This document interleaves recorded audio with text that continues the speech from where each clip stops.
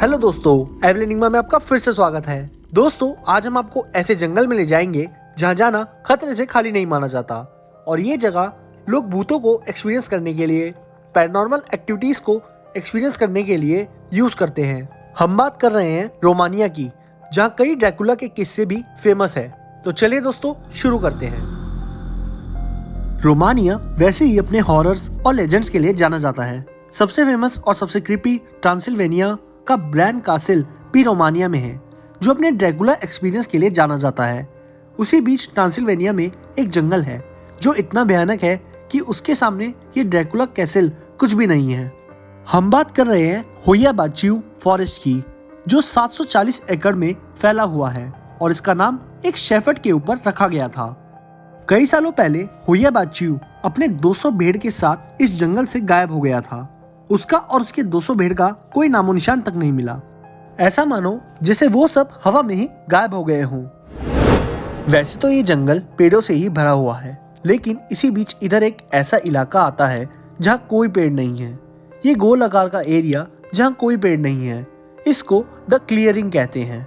दोस्तों, हम इस जंगल में होती एबनॉर्मल चीजों को भी एक्सप्लेन करेंगे, लेकिन उससे पहले हम आपको यहाँ हुई घटनाओं के बारे में बताते हैं, जिसकी वजह से ये फॉरेस्ट इतना फेमस हुआ। ये इतना फेमस हो गया कि अब ये एक टूरिस्ट स्पॉट बन चुका है। ये फेमस हुआ था 1968 में, जब एमिल बर्निया एक मिलिट्री टेक्नीशियन ने एक फोटो ली थी जो यूएफओ लग रही थी। ये यूएफओ सीधा क्लियरिंग के ऊपर था। ये स्टोरी बाकी यूएफओ की स्टोरी से अलग इसलिए है क्योंकि एमिल को इससे कोई फायदा नहीं होना था और खोने के लिए सब कुछ था। उस समय वहाँ कम्युनिस्ट सरकार का राज था और कोई भी पैरानॉर्मल घटना पर यकीन करने को पागलपन की तरह माना जाता था, जो राष्ट्र सुरक्षा के खिलाफ था। ये सब पता होने के बावजूद भी एमिल ने सारे फोटोग्राफ्स पब्लिश कर दिए और उसकी नौकरी चली गई। तब से यहाँ कई विजिटर्स आने लगे और उन्होंने अजीब सिम्टम्स रिपोर्ट किए, जैसे वॉमिटिंग, एंजाइटी और चक्कर आना। ऐसा लगता था जैसे उन्हें जंगल में कोई देख रहा हो। इलेक्ट्रॉनिक डिवाइस भी अपने आप फेल हो जाते थे। कई वॉक पर आए लोगों ने यहाँ एक्टोप्लाज्म भी देखे हैं। एक्टोप्लाज्म एक ऐसा पैरानॉर्मल इवेंट होता है जब स्पिरिट अपनी एनर्जी से फिजिकल वास्तु के द्वारा अपने आप को प्रकट करती है। ये देखने में इतना खौफनाक होता है कि वॉक पर आए लोग रनिंग करने लगते हैं। एक शेडो फिगर भी यहाँ कैमरे में नजर आती है, लेकिन आंखों से नहीं दिखती। सबसे अलग बात जो इस फॉरेस्ट की है, जो इसको अनोखा बनाती है, वो है यहाँ के पेड़ों की शेप।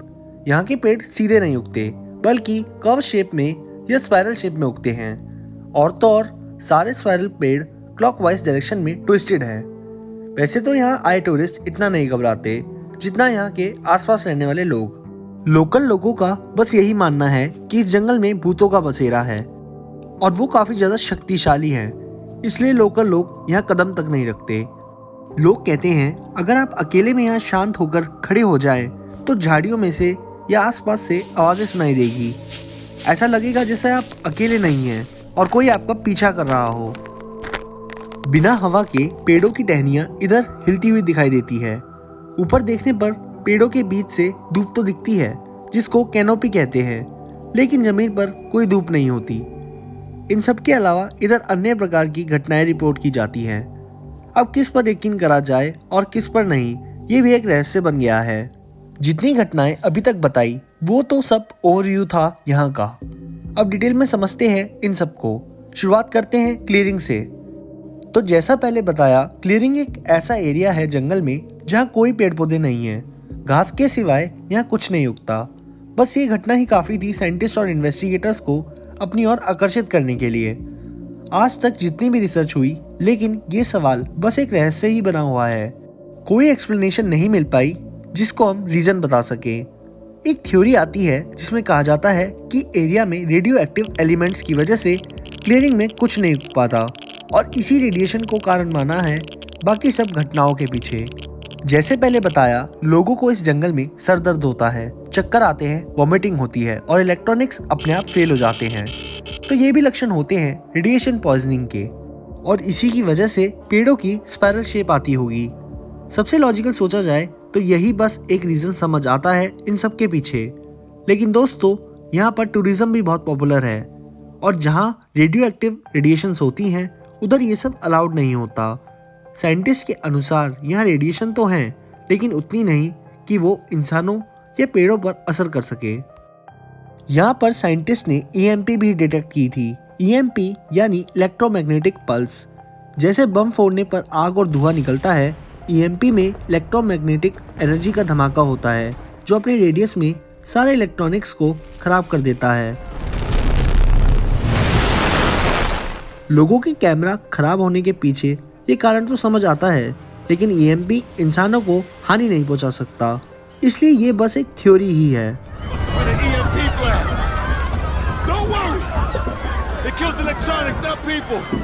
तो चलिए एक सेकंड को मान भी लेते हैं कि रेडिएशंस और इलेक्ट्रोमैग्नेटिक एमिशंस की वजह से यहाँ ये सब होता है, लेकिन कहानी बस इधर आकर खत्म नहीं होती।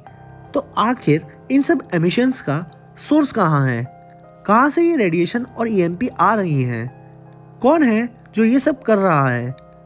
जब इंसान अपनी बुद्धि से पृथ्वी पर होती घटनाओं को नहीं समझ पाता तो शक की सुई दो जगह जाती है। एक तरफ होते हैं भूत और दूसरी तरफ एलियंस। स्थानीय लोगों ने तो भूतों की तरफ उंगली करके मैटर ही बंद कर दिया।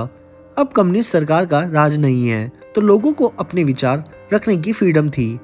उनके हिसाब से कई सेंचुरीज पहले यह काफी किसानों को बेरहमी से मारा गया था और उनका अंतिम संस्कार भी नहीं हो पाया।